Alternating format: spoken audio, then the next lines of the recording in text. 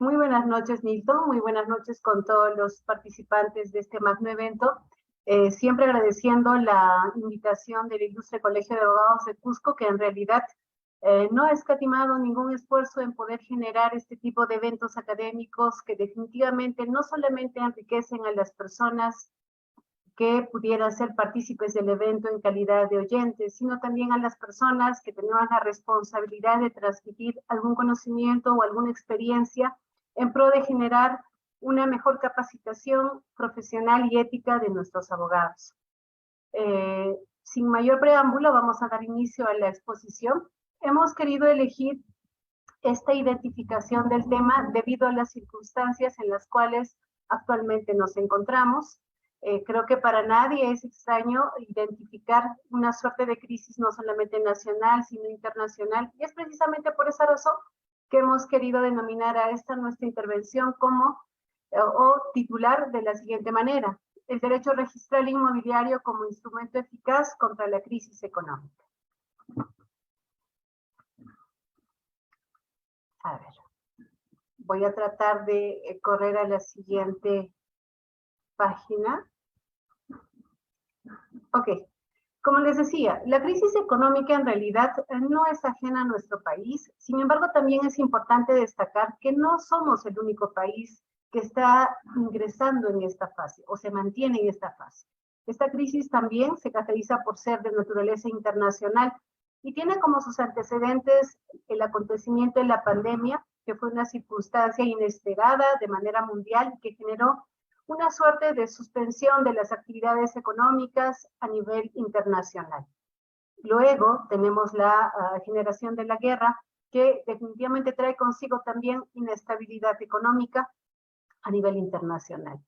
Y desde la óptica nacional, lo que nosotros apreciamos es la suerte de inestabilidad gubernamental, que básicamente se traduce en un enfrentamiento de poderes. Hablamos del poder ejecutivo versus el poder legislativo, y ahora también se pretende generar un enfrentamiento entre el poder ejecutivo y el poder judicial, ¿no?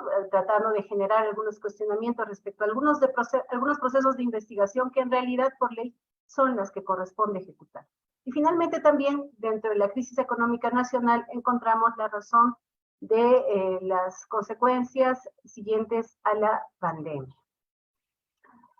Dentro de este enfoque, si nosotros realizamos una suerte de búsqueda a través del Google, que es una herramienta importante que va de la mano con muchas de las actividades comerciales a nivel nacional e internacional, y hacemos una búsqueda respecto a las recomendaciones que realizan para poder sobreponernos a esta suerte de crisis económica que, reitero, no solo es nacional, sino también va más allá de nuestros límites fronterizos y arrastra a nivel internacional.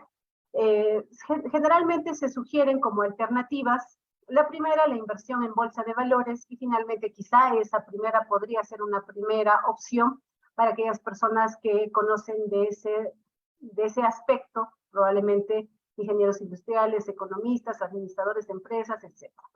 Como una segunda opción, todos los críticos exponen como una alternativa para superar la crisis, o al menos generar una suerte de apalancamiento y no permitir que esta crisis hunda nuestro patrimonio, son los proyectos inmobiliarios. Y es precisamente en este aspecto en el cual nosotros podemos generar algunos aportes, por cuanto tenemos la especialidad del derecho registral inmobiliario. Muchos de los comentaristas de nivel nacional e internacional sugieren la generación de proyectos inmobiliarios, y quizá desde el punto de vista económico podríamos asumir que es una excelente alternativa. Sin embargo, si nosotros consideramos que estos proyectos inmobiliarios son solamente una suerte de decisión económica sin una debida evaluación jurídica, pues estaríamos cayendo en un evidente error, porque en realidad no solamente basta la decisión de asumir una inversión económica en los proyectos inmobiliarios, sino también de contar con una debida asesoría jurídica especializada en este tema. Precisamente por ello radica en esta mi exposición la identificación de los principales proyectos inmobiliarios en los cuales las personas podrían invertir sus ahorros o generar algún financiamiento bancario para poder ingresar en ellos y así poder tener un sostén económico que no nos coja de sorpresa, ¿no?, en esta evolución de crisis económica nacional y mundial.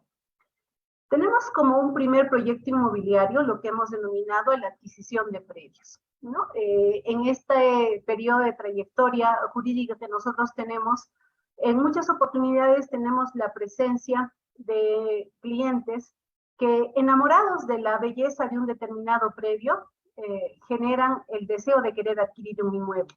Sin embargo, postergan la necesidad de hacer una evaluación centrada desde el punto de vista jurídico por si esta adquisición podría ser segura o no para fines inmobiliarios. Es por esa razón que nosotros hemos identificado las principales recomendaciones para aquellas personas que deseen invertir su dinero en la adquisición de predios.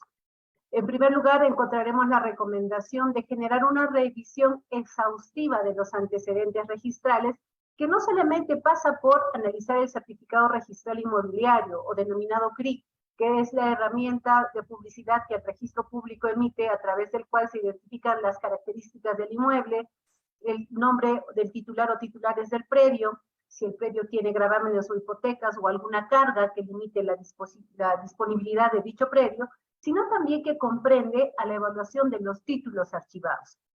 Hemos visto en nuestra experiencia que no siempre el asiento registral, que es lo que se plasma en los certificados registrales inmobiliarios, muestra exactamente todo el contenido necesario que un adquirente debe conocer.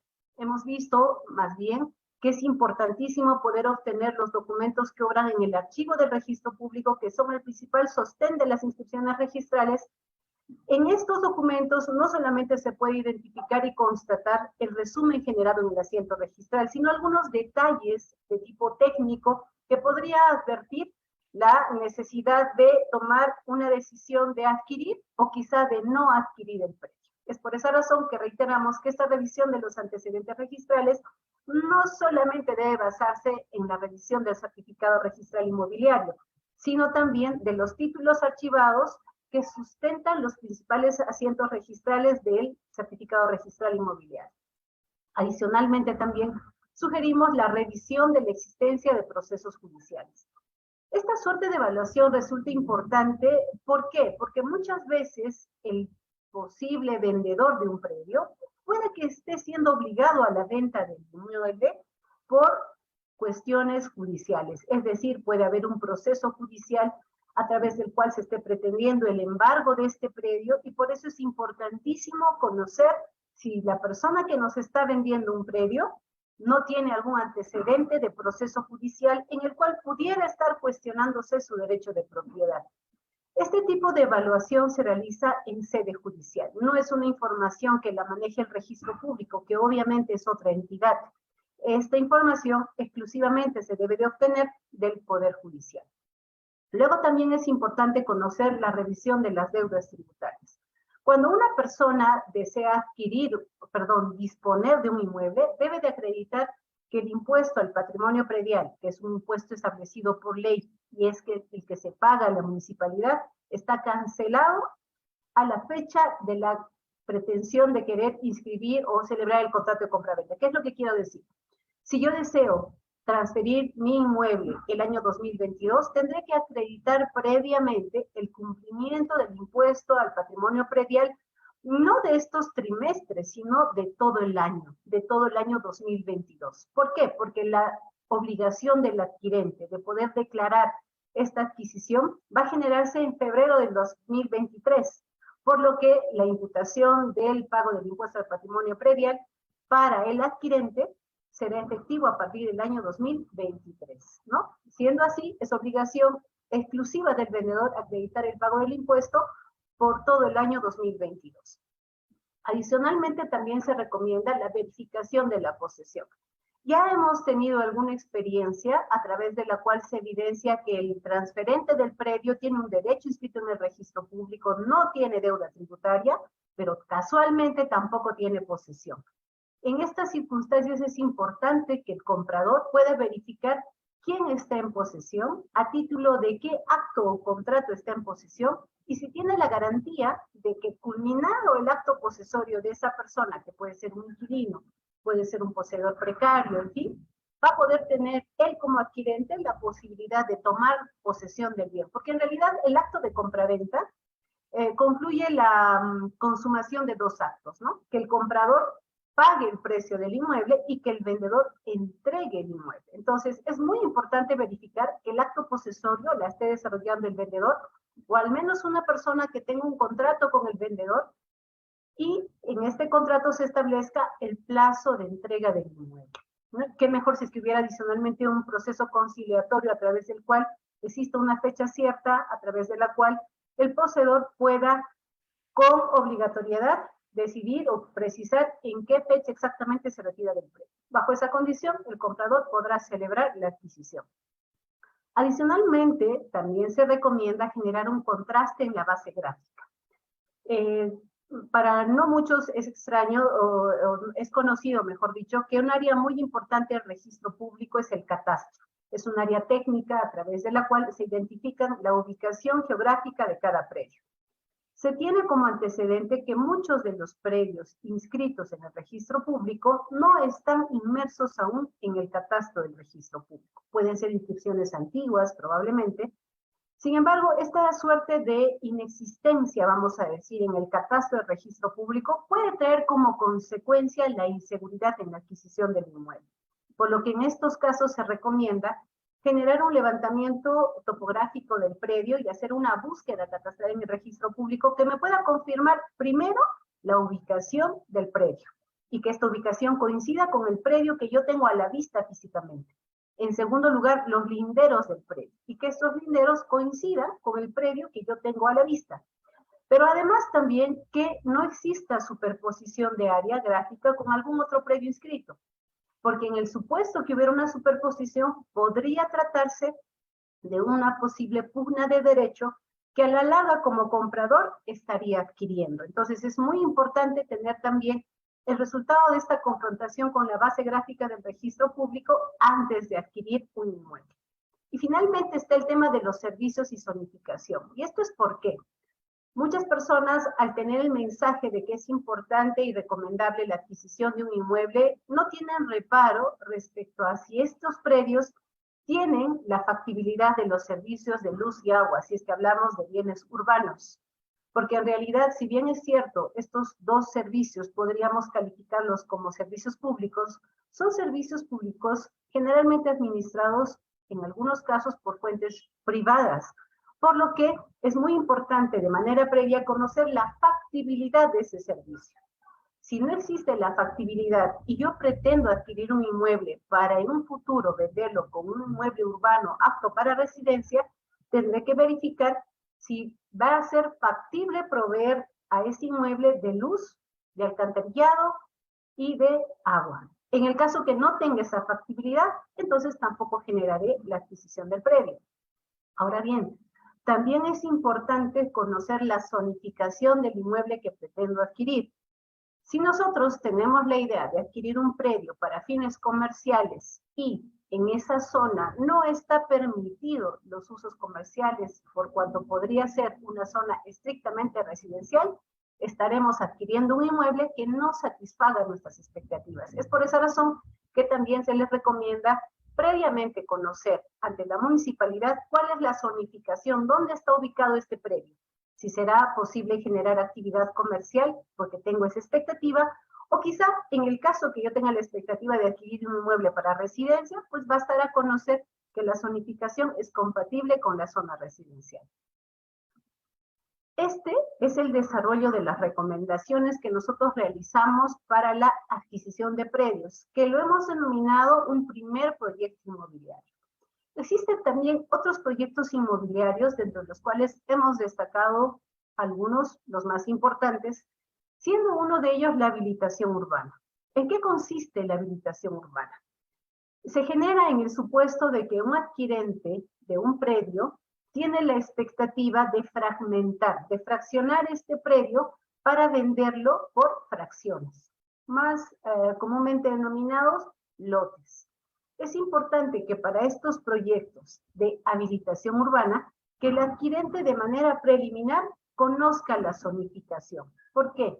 Porque si bien es cierto, ante nuestros ojos puede ser una zona cercana a una vía, ante nuestros ojos pareciera poder tener la factibilidad de luz y agua y de poder vender en lotes, Un certificado de zonificación y vías emitido por la municipalidad provincial bajo cuya jurisdicción se encuentra el predio, nos permitirá tener certeza si la zonificación asignada a ese predio es compatible con la finalidad que yo pretendo dar, que en este caso sea residencia, ¿no? Existen muchos casos en los que el adquirente compra un predio regularmente considerable, hablamos de 10.000, 15.000 metros cuadrados, y luego se da con la sorpresa de que la zonificación determina que el predio está ubicado en zona agrícola intangible. Si es que así fuera, tendría que hacer un trámite regularmente costoso de cambio de uso, de zona de agrícola intangible a zona residencial. No basta para estos tipos de cambios de zonificación acreditar la necesidad de vivienda, porque eso sería fácil, ¿no? Presentar un expediente técnico e indicar de que en Cusco necesitamos zonas de vivienda y por lo tanto debe habilitarse la zonificación a residencial. No basta, porque siendo así sería muy sencillo generar un cambio de zonificación. La justificación idónea para un cambio de zonificación de un predio determinado en zona agrícola intangible para zona residencial tendrá que estar basada principalmente en la no generación de una suerte de modificación del entorno ecológico de la zona.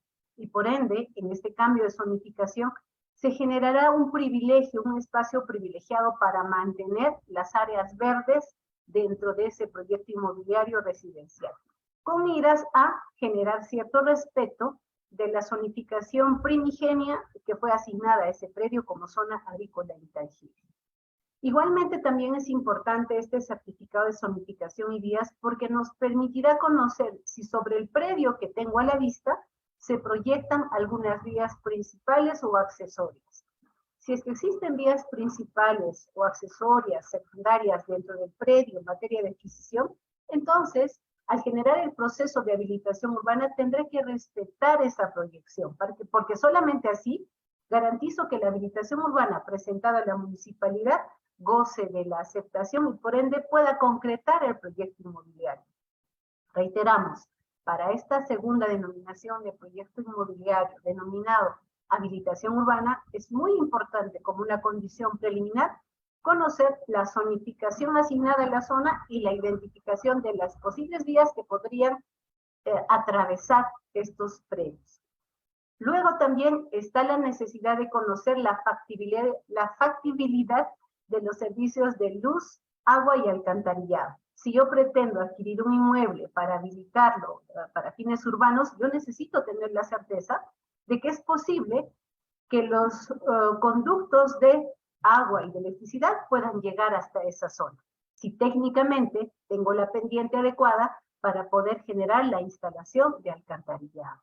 ¿Sí? Si no tengo el certificado de factibilidad de servicios, tengo dos opciones. O no adquirir el predio, porque quizá yo necesito hacer el proyecto inmobiliario lo más pronto posible, o dos, esperar a que en el transcurso del tiempo se vaya generando una suerte de prolongación de estos servicios por toda esa zona. Tenemos adicionalmente también que es muy importante la habilitación urbana para la determinación del área y linderos de los lotes de vivienda, así como de las vías. Seguramente algunas veces se han topado con los casos en los cuales alguna persona menciona que le han vendido espacio de vías.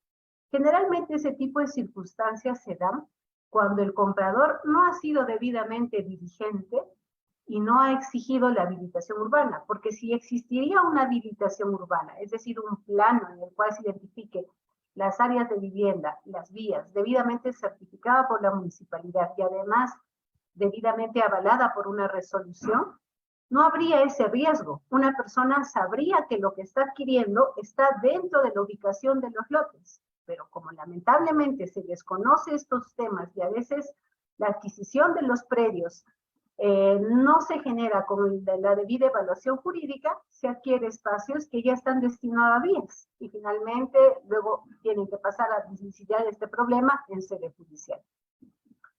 Un componente que es importante en las habilitaciones urbanas es la determinación de las áreas de aporte.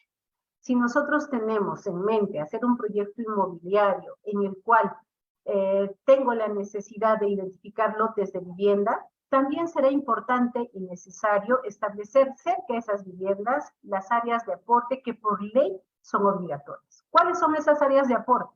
El área de educación, el área de salud, el área de recreación y adicionalmente puede darse un área de otros usos.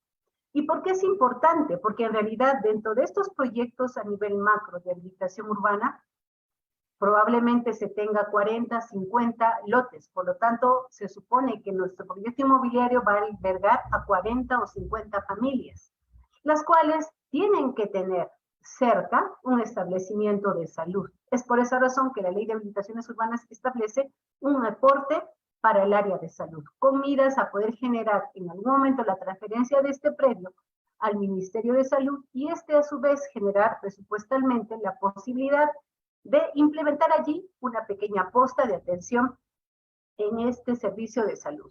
Igualmente, tiene que haber otro espacio que pueda cubrir la finalidad o el servicio de educación. Estas 40 o 50 familias, en el ejemplo que estamos dando, probablemente también tendrán niños y por ende estos niños querrán tener cerca a su domicilio una cuna jardín o un colegio primario. Entonces también es muy importante darles esa facilidad. Lamentablemente hemos visto en este lapso de tiempo en nuestra experiencia que muchos de los proyectos de habilitación urbana le restan importancia a estas áreas de aporte. Es más, surge una suerte de desesperación de querer sobreponer a estas áreas de aporte establecidas por ley la identificación de lotes. La pregunta es, ¿cómo puedo yo hacer un proyecto inmobiliario expectante donde le puedo ofrecer a posibles adquirentes el establecimiento de una vivienda sin darles seguridad de un servicio de salud o educación o de recreación cercano? Obviamente, sin darnos cuenta, y si hacemos un proyecto inmobiliario restándole el valor a estos aportes, lo único que estaremos logrando es quizá transferir los inmuebles, sí, pero no dándoles calidad de vida y menos dándoles un espacio de confort, porque cualquier persona en su sano juicio necesita tener cerca a su vivienda un establecimiento de salud, un establecimiento de educación y adicionalmente un área de recreación, ¿no? Generalmente en los medios de prensa se muestran como una exigencia la necesidad de provisión de servicios o provisión de estos espacios de salud, educación o recreación en asentamientos humanos. Asentamientos que se generan de manera espontánea, sin el debido ordenamiento, y luego se asume el derecho de que el Estado podría y debería prever ello, y no es así. La ley establece, la ley de habilitaciones urbanas establece que aquel promotor o ejecutor de la habilitación urbana tiene la responsabilidad de generar un proceso o un proyecto de habilitación urbana reservando estos espacios. Y no es el Estado quien tiene la obligatoriedad de generar la factibilidad de luz o agua, no. Y es más, podríamos atrevernos a decir que muchas veces el Estado, en una actitud paternalista, y quizá dejando de lado la propia ley, provee estos servicios y lo único que está generando es mayor desorden en el crecimiento urbano. Son espacios, son aspectos que normalmente no se ve en la prensa, ¿no? En la prensa se ve la necesidad de estas personas, cuando en realidad, si podríamos retroceder el tiempo, los únicos generadores de este problema son, en primer lugar, el promotor, por no generar la habilitación urbana previa, y en segundo lugar, el adquirente, que desconociendo la ley, y por el capricho de adquirir un inmueble bajo cualquier circunstancia, no exige la existencia de una habilitación urbana previa antes de adquirir un inmueble. Si estas cosas se harían con orden, no tendríamos la suerte de, vamos a decir, el crecimiento desordenado que tenemos en nuestras zonas ribereñas, en zonas donde no es posible tener vivienda, etcétera, ¿no? No es posible que solamente pretendamos acusar de estas circunstancias al Estado cuando en realidad son culpables los promotores de los proyectos inmobiliarios y los adquirentes, ¿sí? Porque estas no son circunstancias, no son servicios que la ley tenga o que el Estado deba de proveer. Es el promotor inmobiliario el que debe de prever y generar antes de la disposición de estos lotes un proceso de habilitación urbana conforme a ley.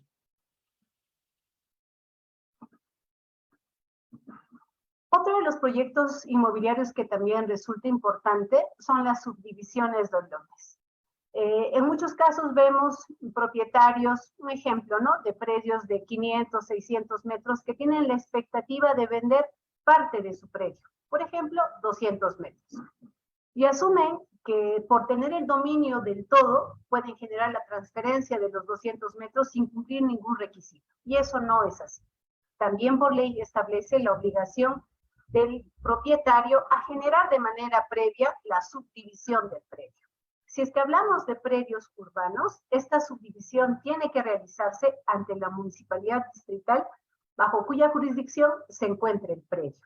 Y es importante para generar este acto de subdivisión también conocer la zonificación, porque otra de las circunstancias que también se ven de manera reiterativa es que los propietarios de los predios, pretendiendo según ellos generar mayores ganancias en las disposiciones de estos bienes, generan subdivisiones no acordes a ley, con frontis muy pequeños, la extensión de los lotes por debajo del lote mínimo normativo, en fin. Entonces, ¿cómo yo como comprador aseguro o verifico que la fracción que me están queriendo vender va a ser posible tenerla de base para una edificación a futuro? Es exigiendo al vendedor que antes de generar la compraventa acredite la culminación de la subdivisión municipal, la inscripción registral, y solamente así me puede vender una fracción, ¿no? Entonces, en los casos de subdivisión es muy importante tener clara la zonificación,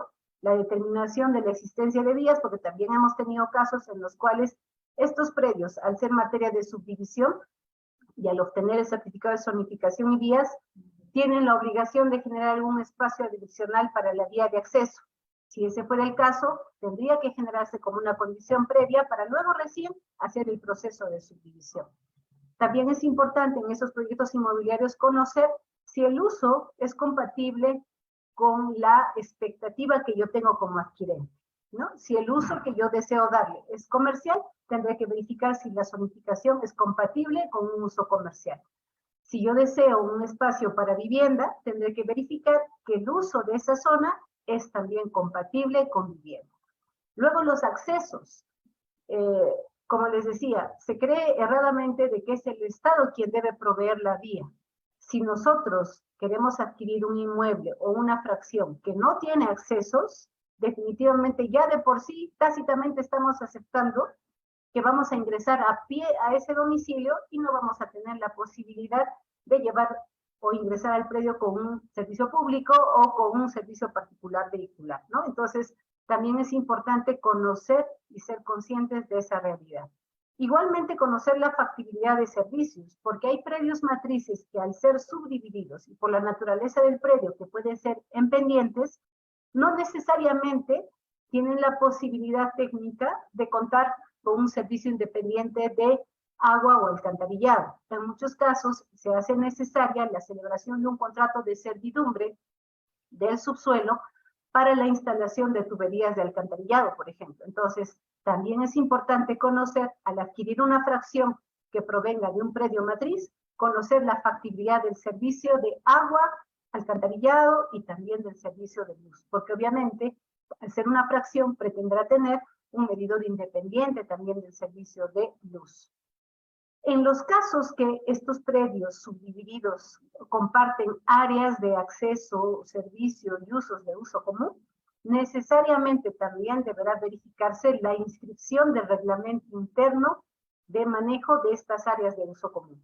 Al no existir un reglamento interno que regule estos espacios como área de uso común, también podría convertirse en una adquisición insegura, ¿no? Entonces, reiteramos, en los proyectos inmobiliarios denominados subdivisión de lotes, tenemos que verificar zonificación, el uso compatible con la zona, los accesos, la factibilidad de servicios y en el caso que existieran áreas de uso común, confirmar la inscripción registral de un reglamento interno. Luego tenemos otro proyecto inmobiliario denominado declaratoria de fábrica. También probablemente se han topado con los casos en los cuales existe un propietario de un predio registral como lote, pero que físicamente tiene una edificación de 4 o 5 niveles. Si este propietario desea realizar la venta de cada uno de los niveles de la edificación realizada, lo que tiene que hacerse primero es inscribir esa declaratoria de fábrica en el registro público. No es posible asumir que esa fábrica no exista y se genere una inscripción o una transferencia en derechos y acciones. Hemos tenido casos en los cuales, para evitar la obligación de declarar la fábrica, se han simulado ventas de derechos y acciones. Y les soy sincera, en el momento que terminan de vender en derechos y acciones el predio registralmente hablando, estas personas nunca se ponen de acuerdo para generar la declaratoria de fábrica. Y solamente surge la preocupación cuando existe algún conflicto por alguna tubería rota, etc. Entonces, si usted desea adquirir un inmueble o un departamento de una edificación, tiene que exigir que la declaratoria de fábrica esté inscrita en el registro público, ¿sí? Porque solamente así vamos a poder tener, no solamente en el registro público, la identificación y características del departamento que estamos adquiriendo, sino también vamos a tener la certeza de que en el registro público está inscrito un reglamento interno que define las normas, derechos y obligaciones de los propietarios en razón a las áreas, bienes y servicios de uso común. Pero además también vamos a poder identificar a la junta de propietarios, por si en algún momento surgiera algún inconveniente, poder acudir ante ellos, exponer las circunstancias y solicitar alguna rectificación respecto a la conducta que podría tener algún propietario. Entonces es muy importante, si queremos adquirir un departamento, exigir al vendedor que esté inscrita la fábrica, porque solamente así generamos o adquirimos el inmueble con debida seguridad jurídica. Hemos tenido casos en los cuales se han adquirido aires, ¿no? Y es importante para estos casos definir algunas circunstancias. Es cierto que cuando realizamos una declaratoria de fábrica e inscribimos en el registro público, podemos generar registralmente la independización de una reserva de aires. Generamos desde el punto de vista registral la posibilidad de disponer de esos aires en favor de un tercero. Desde el punto de vista registral, hasta allí todo estaría correcto y perfecto. Sin embargo, también muchas veces se genera este tipo de inscripción de reserva de aires porque tenemos únicamente la expectativa de una modificación de parámetros urbanísticos en la zona. Si estos parámetros urbanísticos no se modifican y por tanto la altura de las edificaciones sigue manteniéndose hasta el último nivel declarado en el registro, por más que nosotros generemos la independización de aires, no sería prudente negociar estos aires por cuanto no existe la posibilidad o certeza de que el adquirente pueda generar una edificación. Entonces, si nos ponemos en el lado del comprador y tenemos la expectativa de adquirir aires, no solamente verificaremos su existencia registral como aires, sino adicionalmente tendremos que obtener un certificado de parámetros urbanísticos expedido por la municipalidad donde se ubica el predio para confirmar que esos aires que podrían corresponder, por ejemplo, a un quinto nivel, van a poder ser factibles de construir. Y solamente vamos a tener esa certeza cuando en el certificado de parámetros urbanos la municipalidad me indique que puedo hacer un quinto nivel o un sexto nivel. Si en el certificado de parámetros urbanísticos de esa zona y la municipalidad me dice que solamente son 4 niveles, ¿voy a poder adquirir los aires registralmente? Sí, pero ¿voy a poder generar alguna actividad o voy a poder hacer tramitar una edificación? No, ¿no? Entonces es muy importante previamente verificar si los parámetros urbanísticos van a posibilitar a que yo pueda edificar en esos aires. De otra manera, si no tengo esa certeza, es mejor no adquirir esos aires porque definitivamente, si uno genera una inversión económica, seguramente se hace con la idea de tener alguna ganancia, ¿no? Y en tanto yo no pueda hacer la declaratoria de la edificación porque no cumplo los parámetros, no voy a poder celebrar contratos ni de venta, ni de alquiler, ni de anticresis, y por ende, en otras palabras, había generado una suerte de despilfarro de dinero, ¿no? Entonces, es muy importante en la adquisición de aires no solamente tener la certeza de que los aires tengan una existencia registral, sino también que tengamos los parámetros urbanísticos que reafirmen que esos aires sí están dentro de los niveles permitidos por la municipalidad y que yo como adquirente voy a poder ejecutar allí una edificación y por ende en su momento generar contratos inmobiliarios que me generen alguna ganancia o alguna riqueza. Ahora, como condiciones complementarias a la adquisición de aires, también se recomienda que de manera paralela puede existir una modificación de reglamento interno. ¿Por qué? En el caso que le hemos planteado, una edificación de 4 niveles y una reserva de aires. Si nosotros podríamos asignarle un porcentaje de participación en las áreas, bienes y servicios de uso común a los propietarios de cada nivel, estaríamos señalando que cada uno de ellos tiene un 25% de obligación o de acciones respecto a las áreas, bienes y servicios de uso común. Sin embargo, si generamos a futuro la generación de esos aires como un 5º nivel, entonces el porcentaje de participación en las áreas, bienes y servicios de uso común bajará a un 20%, por lo que es importante que los propietarios del 1º, 2º, 3º y 4º nivel estén plenamente de acuerdo en modificar el reglamento interno, reduciendo su porcentaje de participación en las áreas, bienes y servicios de uso común. Pero además también se le recomendaría exigir la anotación preventiva de la declaratoria de fábrica con la licencia de construcción de ese presunto 5º nivel. Solamente teniendo la predisposición de la modificación del reglamento interno por los propietarios del 1º, 2º, 3º y 4º nivel, y además teniendo la anotación preventiva de la declaratoria de fábrica del 5º nivel, podríamos generar con confianza la adquisición de los aires de alguna edificación. Otro de los proyectos importantes inmobiliarios, en estos casos, es la adquisición, perdón, a ver, un segundo. A ver, denme un momento. Tengo acá algún inconveniente. Ok, bueno, parece que se me perdió la ficha. Vamos a entrar a partir de este momento en lo que ya nosotros denominamos el saneamiento físico legal de predios. Cuando nosotros hablamos del saneamiento físico legal de predios, probablemente muchas personas podrían asumir que son mecanismos para poder tener alguna formalidad del derecho de propiedad, lo cual es cierto. Sin embargo, también es un mecanismo preliminar y previo para poder generar a futuro contratos inmobiliarios. Entonces, es por esa razón que también los hemos identificado con miras a que las personas que pudieran participar en el evento identifiquen estos actos como mecanismos o como inversiones inmobiliarias que son el inicio o el punto de partida para la celebración de contratos inmobiliarios que también repercuten económicamente en su capital empresarial. Tenemos en primer lugar la rectificación de área y linderos. ¿En qué casos solemos recomendar o ejecutar este tipo de procedimientos?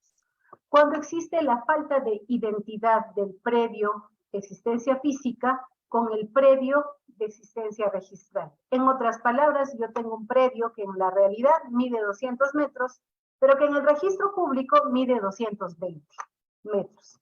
Si es que existiera ese tipo de discrepancia, tenemos que ejecutar un proceso de rectificación de área y linderos, que no es otra cosa un proceso de sinceramiento.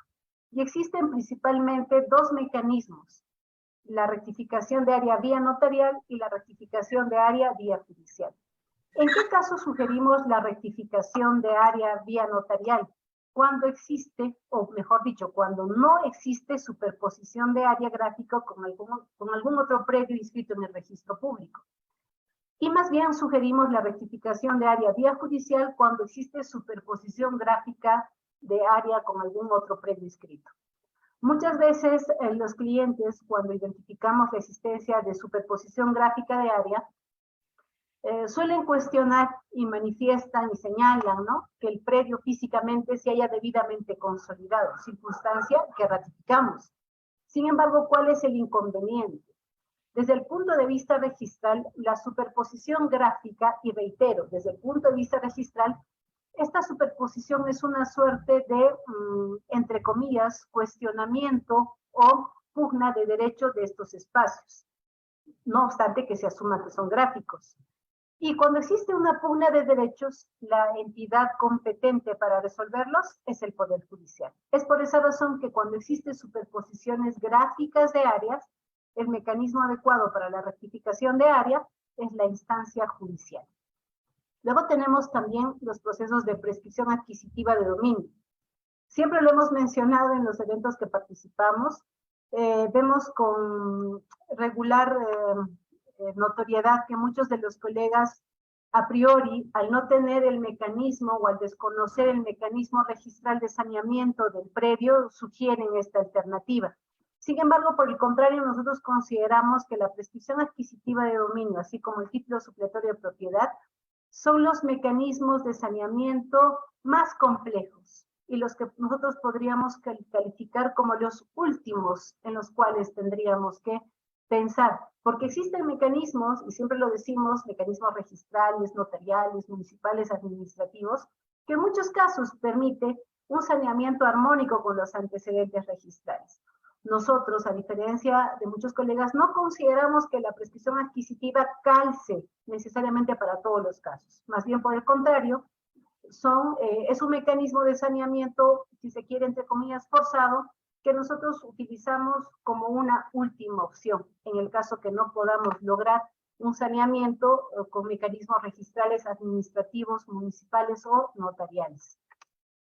Bien, respecto al tema de la prescripción adquisitiva de dominio, que conocemos es una declaración del derecho de propiedad basada en la posesión efectiva ejercida por el solicitante del título, existen dos mecanismos. El primero es el que se tramita ante la instancia notarial, ante la vía notarial. Y una de las condiciones para poder iniciar un proceso de prescripción adquisitiva ante el despacho notarial es la existencia de un título por escritura pública. No he tenido en mi experiencia la posibilidad o el caso a través del cual la notaría acepte este tipo de mecanismos con documentos privados de adquisición. En todos los casos nos exigen escritura pública, es decir, documentos notariados que acreditan la adquisición del predio. Lo segundo, en vía notarial, se exige la inexistencia de superposición gráfica de área. Como lo habíamos mencionado, cuando existe superposición gráfica, se presume conflicto de derecho y por lo tanto esto es reservado a la instancia judicial. Y finalmente, la condición de que no haya riesgo alguno de oposición. Si es que existiera alguna oposición por parte de los colindantes, por parte de la municipalidad, por parte del anterior propietario, en fin, no es una vía adecuada hacer la prescripción adquisitiva ante el despacho notarial, porque en realidad presentada la oposición en la etapa que estuviera el procedimiento, se da por concluido y la persona que inició este procedimiento de prescripción adquisitiva vía notarial se ve obligado a iniciar nuevamente ese proceso ante la instancia judicial, lo que se traduce en pérdida de tiempo y dinero, que en este caso también es importante valorar, ¿no? Entonces, si tenemos la necesidad de tramitar una prescripción adquisitiva, tendremos que verificar, y lo que debemos hacer vía notarial, tenemos que verificar que el título que acredita la posesión o la adquisición del inmueble de nuestro cliente es una escritura pública. En segundo lugar, la inexistencia de superposición gráfica con algún otro predio escrito. Y en tercer lugar, la inexistencia, la no posibilidad de oposición alguna. Luego tenemos la prescripción adquisitiva judicial. Este tipo de procedimientos se realizan ante la instancia judicial y se realizan por cuestiones diferentes a procesos de adquisitiva vía notarial, dentro de los cuales existe, por ejemplo, la posibilidad de una prescripción adquisitiva con el derecho justo, que no necesariamente es una escritura pública, puede ser un documento privado, un contrato realizado ante el juez de paz, con alguna falta de alguna formalidad que acredita la adquisición del inmueble, inclusive actas que acreditan la adquisición del predio. Lo que necesitamos, reiteramos, un título justo, no necesariamente una pública. Luego también nos permite hacer procedimientos de prescripción adquisitiva acumulando los plazos posesorios, ¿no? lo que no se puede hacer en la vía notarial, ¿no? Si en algún momento el poseedor de un inmueble fue el señor A y tiene un documento de adquisición que data de hace 5 años y luego transfiere a B, y B, pasados los 5 años, inicia un proceso de prescripción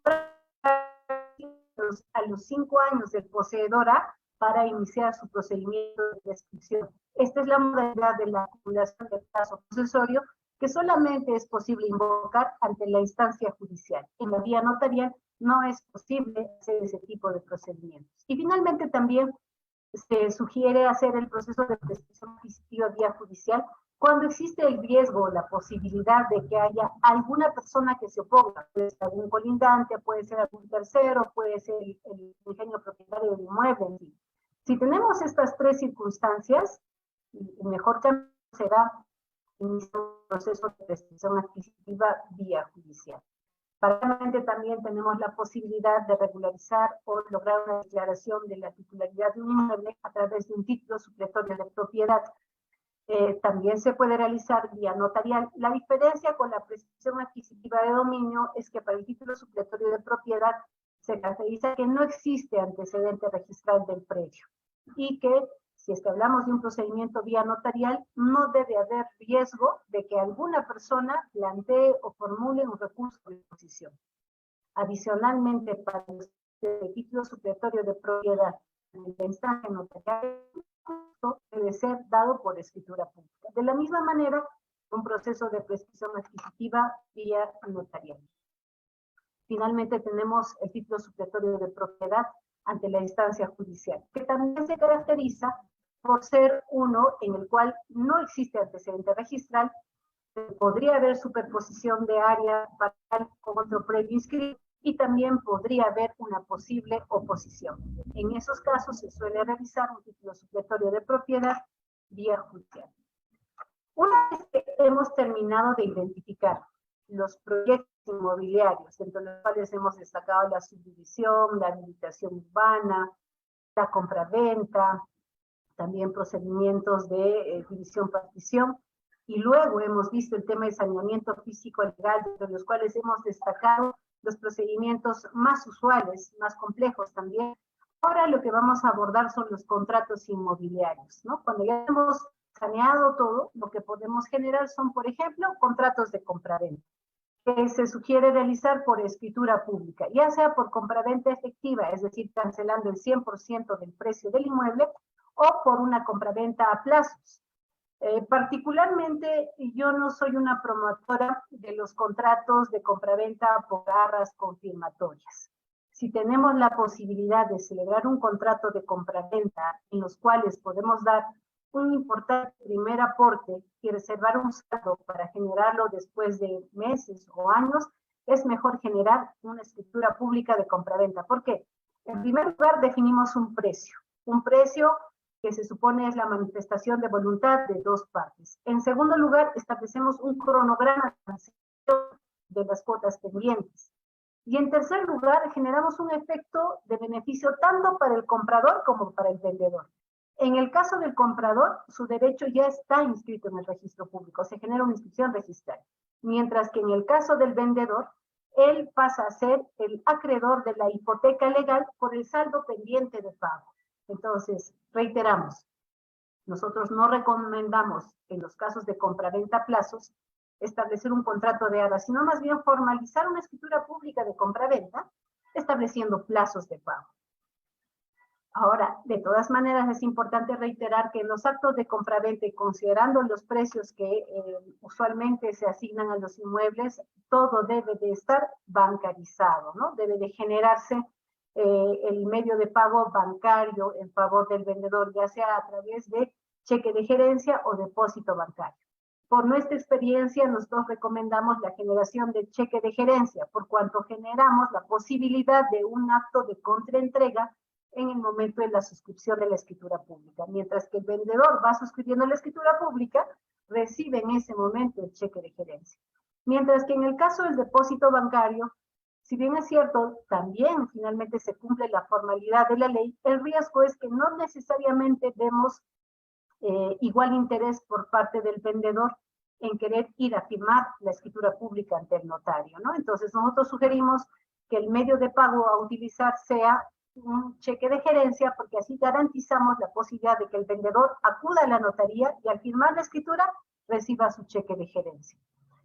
Últimamente se está estilando en los contratos de compraventa la exigencia de una constancia de no deudor emitido por la municipalidad, que tiene como trasfondo la etapa de la pandemia por la cual estuvimos pasando, ¿no? Porque en mérito a esas circunstancias, muchas de las municipalidades suspendieron la exigencia del pago del impuesto al patrimonio predial en esos 2 años, razón por la cual no basta la acreditación del pago del impuesto al patrimonio predial del año en el cual esté celebrando el contrato de compra-venta, sino adicionalmente en los despachos notariales nos exigen una constancia de no deudor, en la cual se evidencie que el titular registral de este predio no tiene deuda tributaria alguna, ni este año ni los años anteriores. Con ello también garantizamos la adquisición de un inmueble sin deudas tributarias municipales.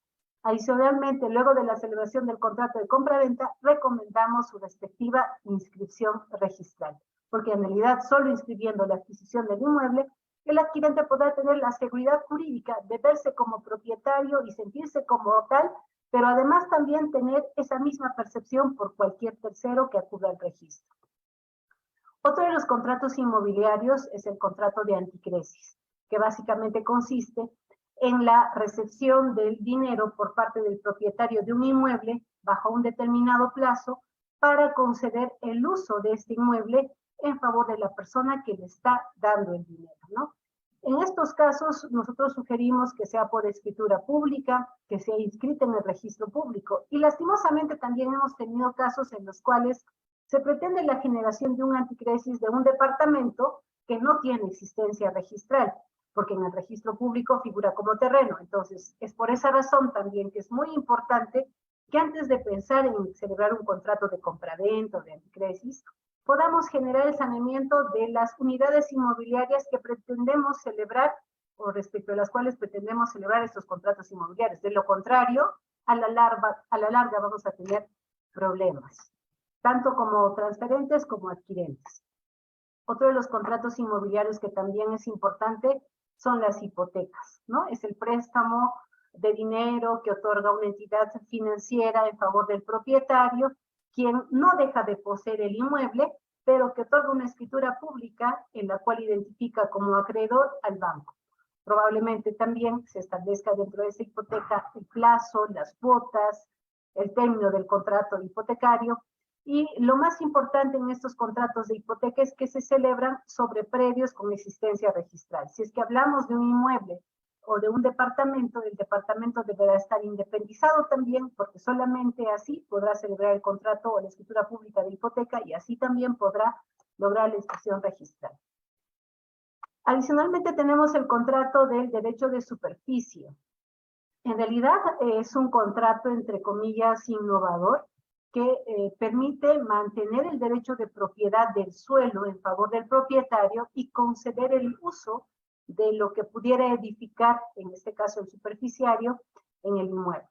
Es un contrato que regularmente se genera por escritura pública bajo un determinado plazo, estableciendo montos a pagar de manera mensual, de manera anual, y también se exige su inscripción registral. De la misma manera, el derecho de superficie deberá ser compatible con el antecedente registral para así poder lograr efectivamente la consolidación de un acto registral. Luego tenemos el contrato de arrendamiento. Si nosotros tenemos una edificación en la cual, por ejemplo, vivimos en el segundo nivel y el primer nivel lo deseamos dar en arrendamiento, tendremos que tener declarada nuestra edificación y tendremos que tener independizado el primer nivel para solamente celebrar el contrato del arrendamiento respecto de este espacio. Si no tengo esta independización, resultaría bastante riesgoso celebrar un arrendamiento de la totalidad del inmueble desde el punto de vista registral, ¿no? Entonces, para determinar la delimitación del espacio que estamos dando en arrendamiento, es definitivamente importante generar la independización del primer nivel de la tienda, por ejemplo, que deseo dar en arrendamiento. Luego tenemos la donación y también se puede dar el anticipo de legítima, que son actos de transferencia de naturaleza gratuita en favor de alguna tercera persona. ¿Y por qué lo hemos puesto al costado del anticipo ilegítimo? La donación puede darse de una primera persona en favor de un tercero, mientras que el anticipo generalmente es otorgado entre familiares. En el caso del anticipo ilegítima, adicionalmente a la formalidad de la escritura pública, se requiere acreditar el vínculo o el nexo que existe entre la persona que está donando y la persona que está recibiendo. Si hablamos que una donación pudiera celebrarse entre padre e hijo, deberá juntarse adicionalmente la partida de nacimiento que acredite el vínculo con la persona. Ahora, ustedes habrán dado cuenta que en la exposición que hemos realizado le hemos puesto demasiado énfasis en la inscripción registral, y es más, hemos sido reiterativos en cada uno de los aspectos, porque consideramos que la inscripción registral, desde el punto de vista personal, pero también pensando como un instrumento de seguridad jurídica, es lo que pretende garantizar los proyectos inmobiliarios, pretende garantizar los contratos inmobiliarios. Y ello no solamente debe ser una percepción, sino debe de invocarse o debe de sostenerse sobre la siguiente normatividad. El artículo 2012 del Código Civil expresamente señala lo siguiente. Se presume, sin admitirse prueba en contrario, que toda persona tiene conocimiento del contenido de las inscripciones registrales. Entonces, ¿qué pasa si yo, pretendiendo creer la postura de un vendedor que señala que su predio no está inscrito y yo bajo esas condiciones adquiero a través de un contrato privado y luego un día determinado viene una tercera persona y me dice, este es mi predio, procede a desocupar el predio y yo le digo, pero tengo este contrato privado? Probablemente esta persona podría tener una inscripción registral y me diga, se supone que tú como comprador diligente has tenido que verificar que yo tenía mi derecho inscrito, por lo tanto, te tienes que retirar. En aplicación obligatoria de esta norma, tiene prioridad la persona que esté inscrita en el registro público. Es por esa razón y en mérito a esta circunstancia, a este ejemplo que acabamos de graficar, que nosotros siempre recomendamos a las personas que adquieren un inmueble, inclusive cuando el vendedor les dice que su predio no está inscrito, inclusive en esos casos, solicitar un certificado de búsqueda catastral, porque hemos tenido casos en los que el presunto vendedor alega que el predio no está inscrito únicamente con la finalidad de esconder la verdadera situación del predio. Entonces, ante esos casos, cuando el vendedor les dice el predio no está inscrito y bajo esas condiciones deseo vender, recomendamos obtener un certificado de búsqueda catastral para confirmar si dicha aseveración es cierta. ¿Y por qué? Por lo que señala este artículo del Código Civil, ¿no? Que se presume, sin admitirse prueba en contrario, que toda persona conoce de las inscripciones registrales. Luego tenemos el artículo 2013 del Código Civil. El artículo del 2013 establece que el contenido de los asientos registrales se presume cierto y produce todos sus efectos mientras que no se rectifique en la instancia registral o se declare judicialmente su invalidez. Entonces, igualmente, es tan importante tener la certeza de una inscripción registral como también conocer que esta inscripción no ha sido materia de rectificación alguna por ningún mandato judicial. Y finalmente tenemos el artículo 2014 del Código Civil, que establece que la inexactitud de los asientos registrales por nulidad, anulación, resolución o rescisión del acto que los origina, no perjudicará al tercero registral, que a título oneroso y de buena fe hubiere contratado sobre la base de aquellos, siempre que las causas de dicha inexactitud no consten en los asientos registrales. Otra razón más por las cuales al adquirir un inmueble, al ofrecer un inmueble y al celebrar contratos inmobiliarios respecto de un inmueble, tenemos que ampararnos en el registro público. Espero que con todas estas pautas que les hemos dado, a quienes quieran adquirir un inmueble, tomen la debida previsión. A quienes desean disponer un inmueble, lo hagan con debida diligencia. Y finalmente, a quienes desean celebrar contratos inmobiliarios, lo hagan con absoluta responsabilidad jurídica. Muchas gracias. Eso ha sido todo por mi parte. Si es que existiera alguna pregunta, alguna interrogante, con gusto estaré pendiente de ellas para poderlas absolver. Una pregunta, doctora. Sí, claro, dígame. Buenas tardes.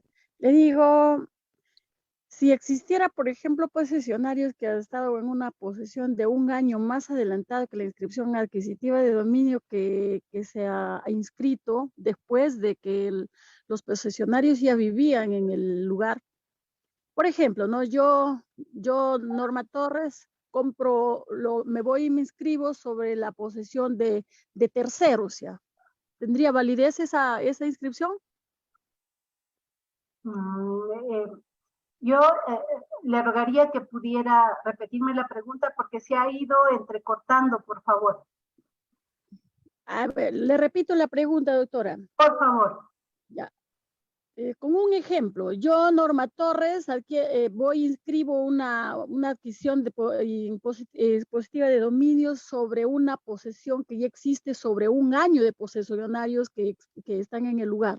Y yo no sé que ellos están en el lugar, sino que yo me voy y me inscribo con una adquisición impositiva de dominio. A ver. ¿Qué pasaría ahí? Ok.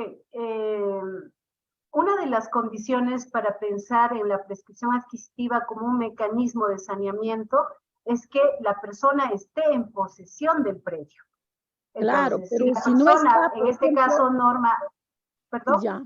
En este caso, por ejemplo, hay un lugar que las personas están viviendo desde el 2015, prácticamente después que ellos han hecho su compra, ellos están viviendo, ¿no?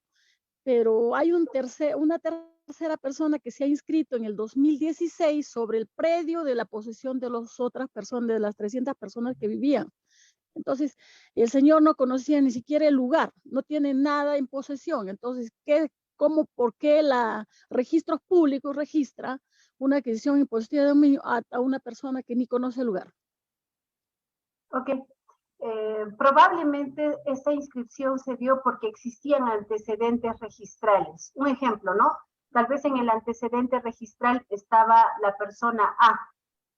Hablo del registro. En la realidad física hay una persona Z en posesión del predio, pero esta persona A transfirió a B y B, sin conocer el predio, como usted manifiesta, inscribe el predio, ¿sí? Entonces, de poderse dar desde el punto de vista registral, claro que se puede dar. ¿Por qué? Porque el registro desconoce todo lo que acontece fuera de la entidad. Para el registro público era claro que el titular registral era A, y luego el señor B presenta su adquisición e inscribe el acto. Pero no tiene documentación no tiene ninguna documentación que pruebe la posesión que él ha obtenido o que él ha tenido, porque a él, lo que pasa que lo han hecho sin documentación, simplemente existe un documento notarial que se fue a su amigo notario, le hicieron el documento y lo fueron a inscribir en registros públicos. Entonces, para las personas que viven en el lugar es algo ilegal, ¿no le parece? Claro, yo entiendo su caso. Usted como poseedora se encuentra indignada de haber visto este acontecer. Sin embargo, hay un detalle. El registro público desconocía la posesión efectiva que se estaba realizando. Definitivamente, en este caso, no vamos a poder encontrar una solución en el ámbito registral. Va a tener que ser judicial. Y lo que yo le recomendaría en este caso en particular es impugnar esta inscripción registral, encontrando alguna causal de nulidad. Por ejemplo, si en la escritura pública de compraventa, que los señores mencionan, ¿no? El señor A señala entregar el predio al señor B, entrega que no pudo darse porque hay otra persona que está en posesión, seguramente con documentos que acreditan la posesión, esa podría ser la causal que evidencia que ese contrato es ficticio, por lo que el planteamiento judicial sería la nulidad de ese acto jurídico por haberse generado de manera simulada. Ya. Pero de todas maneras, la solución va a tener que ser judicial, no va a poderse hacer en el registro. El responsable ahí no es el registro, los responsables son el señor A y el señor B, que aprovecharon la información registral para celebrar el contrato, dejando de lado la posesión, ¿no? Pero sí sería importante analizar el contrato de compraventa. si menciona ese acto de entrega de posesión, lo cual evidentemente era Ahí falso, porque había otra los persona en posesión. posesionarios, lo que pasa es que los posesionarios, doctora, tienen un acta completa de adquisición, tienen un expediente completo, ¿no? Primero les dio a través de una resolución el Ministerio de Agricultura como zonas ariasas. Uh-huh. A ver, si los poseedores tienen alguna...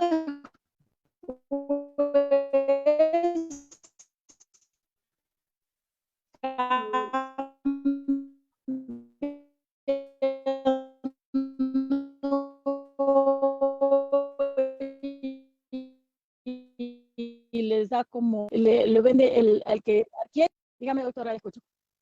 Los poseedores ya tienen cosas. Entonces, ¿qué es? ¿Aló? Sí, se ha ido entrecortando, no he podido lograr identificar, pero tenemos en su caso dos retos. El primer reto es lograr la anulación de la inscripción registral en favor de B, para lo cual tenemos que pensar en un proceso judicial de nulidad. Ahora, paralelamente lo que tendría que hacerse es evaluar si se cumplen las condiciones de una posible prescripción adquisitiva de dominio con los documentos que los poseedores tienen. Me refiero a actas de posesión, actas de colindancia, declaración de testigos, No tienen nada, no tienen nada, simplemente la tienen misma. posesión efectiva. Claro, Sí. tienen posesión efectiva. Al tener posesión efectiva, se puede lograr del juzgado de paz o de la agencia agraria, si es que hablamos de predios rurales, una constancia de posesión. Y esa constancia de posesión tendría que ser el aval de la posesión, del acto posesorio del predio. Ahora, yo me imagino, pienso de buena fe, que estos poseedores tienen algún tipo de contrato celebrado con la persona A, tal vez no por escritura pública, tal vez un contrato privado, No tal tienen vez ninguno, no hay ninguno, o sea, más bien los poseedores son los que tienen los contratos que las otras personas desde el año 96 le han dado la posesión a los que viven en el lugar. Entonces, en el 2015 ellos forman su asociación, como ya lo compraron el bien, lo compran, hacen su asociación y empiezan a hacer su nivelación y hacen su reparto de lotes, ¿no? Hacen sus planos y todo lo demás. La jueza, tienen acta que la jueza hace la constatación, el mismo Ministerio de Agricultura, informes técnicos, tienen todos los posesionarios, mientras que la persona que ha hecho la adquisición impositiva de dominio no tiene eso, no tiene ni siquiera plano, no sabe ni de dónde limita, porque no solamente es él el que está afectando, ¿no? Sino que afecta a otros terceros porque él el bien le sigue vendiendo a uno, a otro y así más o menos va en una plancha de 10, de 20, 30 compradores ya al mismo bien y ninguno tienen posesión y no conocen. Parece que todo es una autofraudulentación de ¿cómo se llama? De personas que, ¿cómo se lo denominan esto? De que venden varios terrenos sin el permiso del Estado, simplemente por traficantes de terrenos. De terreno, claro. A ver, si le estoy entendiendo, ya hay un proceso judicial.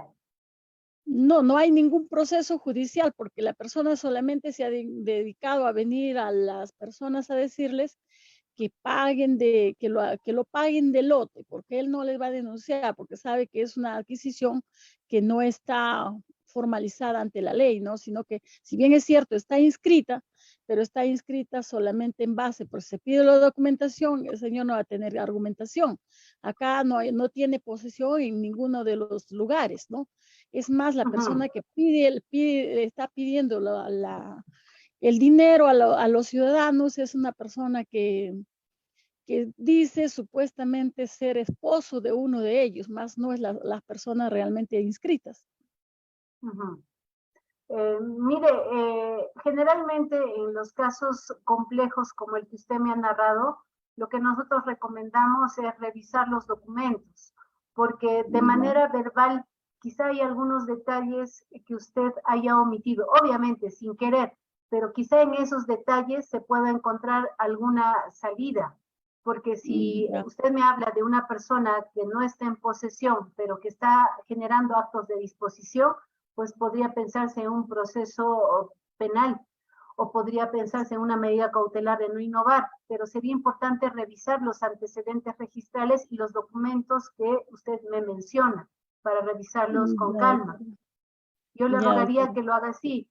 En nuestras redes sociales hay un número de WhatsApp, yo le suplico, nos puede escribir, coordinamos una cita, evaluamos con calma la documentación y determinamos qué mecanismos, no sé si de saneamiento o de impugnación podríamos ofrecer, porque en realidad en el mundo inmobiliario hay actos de saneamiento, como también hay actos de impugnación o de confrontación de derechos, y esos los tenemos que evaluar con mayor calma.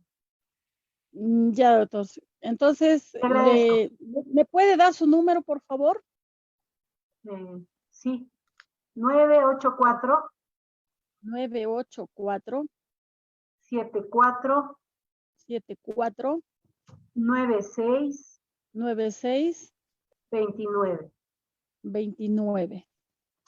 Nos escribe al WhatsApp y coordinamos una cita para poder revisar sus papeles.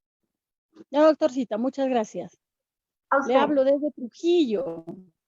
Perfecto, qué gusto. Con mucho gusto voy a atender su consulta. Pierda cuidado. Muchas gracias, doctorcita, muchas gracias. A usted. Buenas tardes.